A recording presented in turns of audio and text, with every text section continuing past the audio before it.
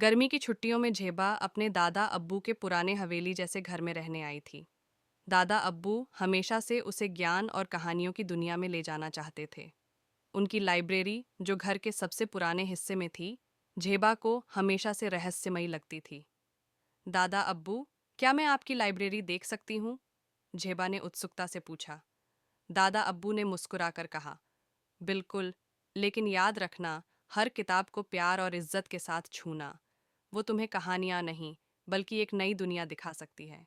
Library में दाखिल होते ही जेबा को लगा कि उसने किसी और ही जगह कदम रखा हो। लकड़ी की अलमारियां, जिनमें पुरानी किताबें भरी थीं, कमरे की दीवारों से छत तक फैली हुई थीं। वहां एक अलग ही सुकून था, जैसे हर किताब फुसफुसा रही हो। जब जेबा एक पुरानी धूल भरी किताब को उठाने लगी तो उसे महसूस हुआ कि किताब हल्की सी चमक रही थी। जैसे ही उसने उसे खोला, किताब के पन्ने हवा में तैरने लगे और कमरे में एक धीमी धीमी सरसराहट गूंजने लगी। ये ये क्या है? जेबा घबराकर पीछे हट गई। उसी पल दादा अब्बू कमरे में आए।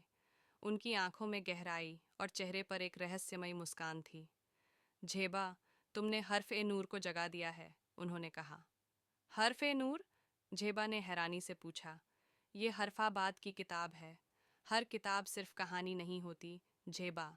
कुछ किताबें ऐसी होती हैं जो अपने अंदर पूरी दुनिया समेटे हुए होती हैं। हरफाबाद उन शब्दों की दुनिया है जो सिर्फ खास लोगों को दिखती है, जिनके दिल में शब्दों का प्यार और जिज्ञासा हो। तो क्या ये किताब मुझे हरफाबाद ले जा सकती है? अगर तुम्हारा दिल और इरादे सच्चे हैं तो हाँ, लेकिन याद रखो, हरफाबाद में शब्दों की ताकत है।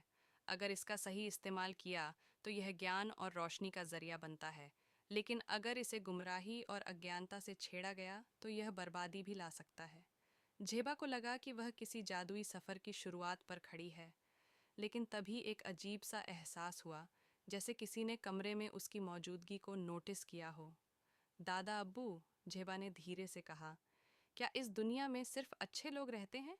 दादा अब्बू का चेहरा अचानक गंभीर हो गया। हर रोशनी के साथ एक परछाई होती है, और हरफाबाद में भी एक परछाई है, शाह ए गुमराही। उसे शब्दों से डर लगता है, क्योंकि शब्द ही उसके झूठ और अंधकार को मिटा सकते हैं। वह चाहता है कि ये किताबें और हरफाबाद की ताकत उसके हाथ लग जाएं। इसी वजह से ये लाइब्रेरी और इसके रहस्य इतने सालों से छिपे हुए हैं।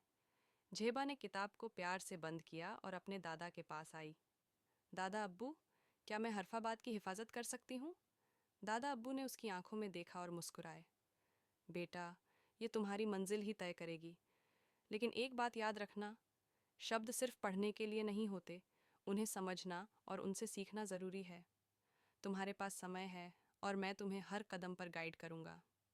उस रात जेबा ने पहली बार महसूस किया कि किताबें सिर्फ कहानियाँ नहीं थीं। वे अपने अंदर दुनिया की सबसे अनमोल दौलत, ज्ञान और कल्पना छुपाए हुए थीं। और यहीं से शुरू हुआ जेबा का सफ़र, जिसे वो समझ भी नहीं पा रही थी कि वो कितनी अनोखी और जादुई होने वाली है।